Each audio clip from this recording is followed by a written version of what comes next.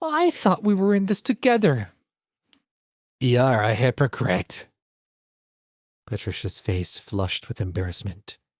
How could she take this extra money if no one else was even going to get their original investments back?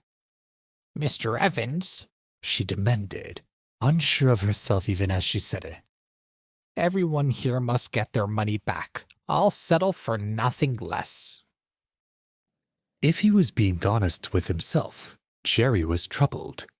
There was no way he could return everyone's money without serious ramifications. But it appeared that Chase's mother-in-law wasn't going to back down, and he wasn't going to go up against someone in Chase's family. After a few moments, he finally agreed.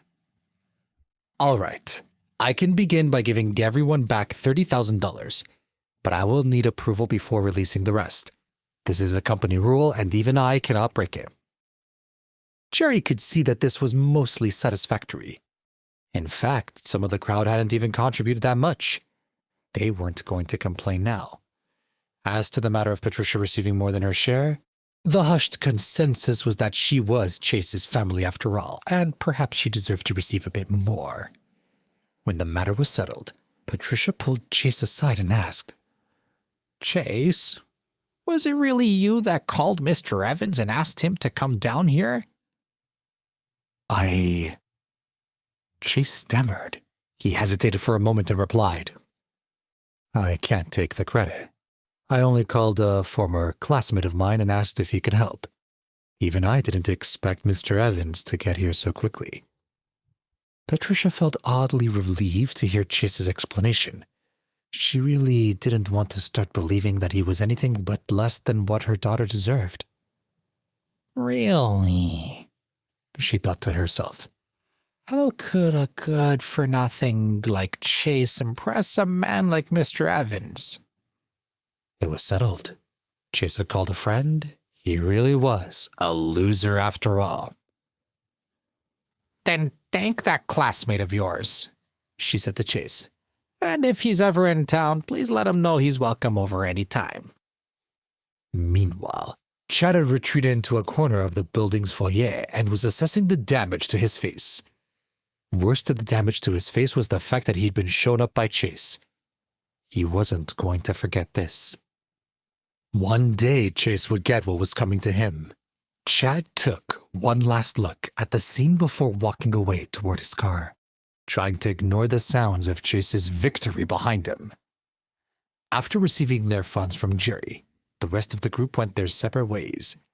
Once everyone was gone, Chase got on his car and headed for the...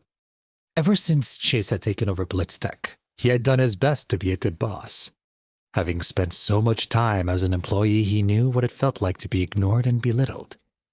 And such, he encouraged his employees to speak to him openly and directly. It was in this fashion that upon his arrival, the manager came running out of the office with an update. Mr. Rothman, as we spoke over the phone, I've already arranged our old company cars to be pulled from the garage to make room for the new models you've requested. Would you like to visit the dealership today to discuss the acquisition?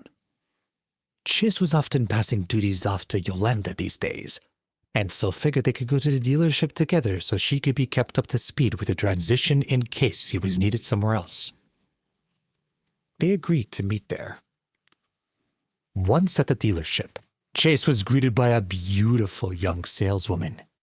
She was wearing light makeup and her hair had been swept up in a loose bun. Welcome, my name is Jenny, she greeted him. I'll be assisting with your purchase today. Please, feel free to look around and let me know if you have any questions. I will be in my office when you are ready to discuss pricing. Chase folded his hands behind his back and casually asked with a smile, which one has better performance? What would be your recommendation? Jenny adjusted her glasses and looked at Chase. He was wearing ordinary clothes, and based on her experience, he likely couldn't afford anything too expensive. She walked him over to a white Volkswagen Atlas. Sir, this is our store's best-selling model. It gets great mileage per gallon. Plus, we have some great monthly payment plans available for this option right now. Yes, Chase nodded in approval. The car was simple but pleasant to look at. He was satisfied with the price and asked Jenny, "How many of this model do you have in store right now?" "Excuse me?" Jenny replied. She must have misheard him. "Here's the deal," began Chase. "I'm planning to upgrade my company's cars, so the order will be relatively large. I'm wondering how many you have in store." Jenny fidgeted with her glasses. She gave Chase another look. He was wearing jeans and a t-shirt. How big of a company could this man possibly run? "How many cars are you looking for?" Jenny asked politely. Chase thought about it for a moment and said simply, "Let's start with 100 and we can come back for another order in a few months." Jenny's jaw dropped. She had been a saleswoman for Volkswagen for 3 years and had seen her fair share of clients, some of them even ordering 3 to 4 cars at a time. But this man was about to make the biggest purchase she had ever heard of. One Atlas alone was over $30,000. His full order would cost well over $3 million. "Sir, do you really want to purchase 100 cars?" Jenny asked again.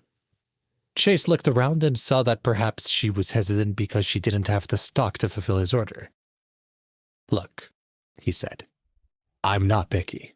If you don't have enough of the Atlas, I'll take whatever models you have. Just get the paperwork ready for 100 cars and we'll be good to go. My only request is that we don't go over budget by $5 million. Jenny stood there in disbelief. This man was messing with her, right? She sighed and asked, "Sir, are you really here to buy a car? If not, I have work that I should get back to." "What are you talking about?" Now it was Chase's turn to be confused.